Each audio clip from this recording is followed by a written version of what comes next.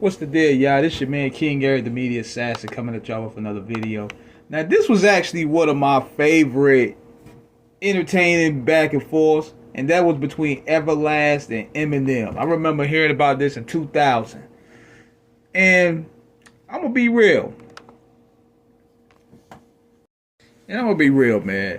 When I saw the interview that Everlast did with Tyler Quali a couple years ago about this, he was saying that he didn't know Eminem had a daughter and all this. Man, let's cut the shit, man. You knew exactly what you was doing. Eminem exceeded expectations at that time and was respected as not only as a white rapper, he was one of the first white rappers, if not the first white rapper, to pretty much get in the game and exceed all expectations and get respect from his peers. Because that was a struggle, even for Everlast to a degree. But he knew what he was doing. And how this started was when he was on the song with Dilated Peoples.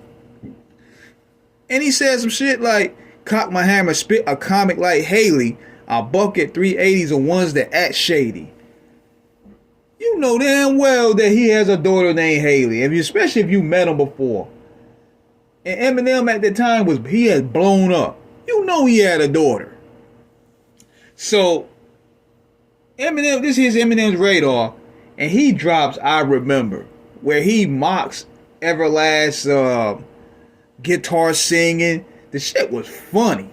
Like, it was one of the most funny but most clever response records I ever heard, because he literally dissed that man in his new style that he adapted, and he felt that he played the angle like he abandoned hip hop.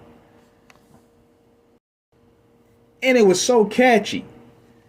He said, "'Cause I remember all those years, how it was when you were here. I remember how it was when we were young. Yesterday was so long ago. Kid Rock and Limp Bizkit came along, now nobody wanna hear your old ass sing no more." Like, it was so dope, man. And in the third verse, he just kicked him straight in the ass, man.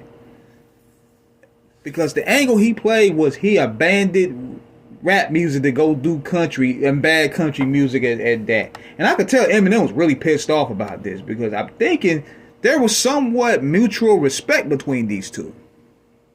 I think it was, because they probably had met. Now, Everlast had alluded to that. They probably had met, and it probably was a situation that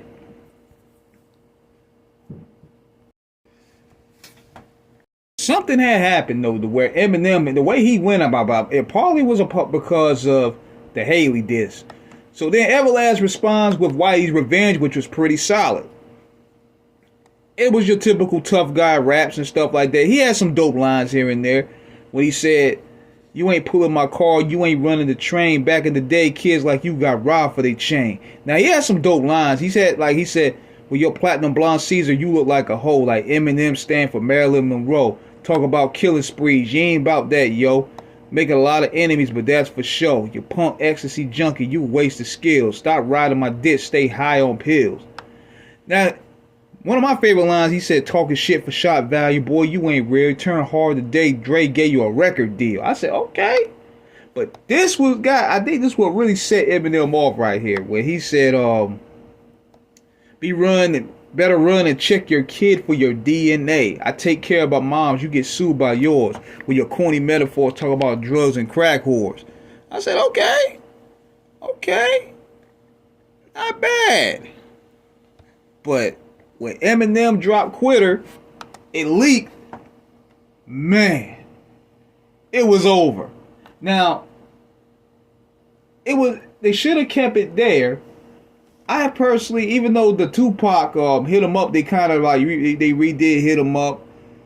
That was all right. I think it took a little bit of the punch. It took a little bit of the punch from the diss record, because when he started it off, it was fire. That's what he said. Peckerwood man, cause his record with woods, no respect to the hood, fled through the deck of little woods, got in touch with his rules, found a red neck in his blood and said, hey, cause your red records are good. So he picks up the guitar up and strung a few notes. He can't sing or rap, but he wants to do both. Oh man.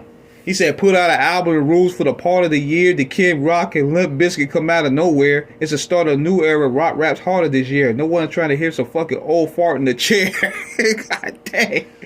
Tell you, man, Eminem, when he got on his, peeled out Eminem, to me, he was like the coked out Shawn Michaels. He was wild. He was saying he ain't even care. He said, heart attack, the stroke, from the crack you smoked to the rap you wrote. Your fucking answer back's a joke. He said, I'm going to tell these motherfucking fans the truth. The real why is why you dissed me and I answered you. You said I passed by the lobby and I glanced at you like I ain't noticed you, bitch. I had a show to do. He tore him up on this first part, but then when when they went to the Hit 'Em Up remix and they got D12 in it, I think that was just for trolling. But they should have just kept it simple in the first part. I think that was kind of like overkill on that. But I think then Everlast, he tried to call Eminem out on stage, and I think they rushed him. I don't know.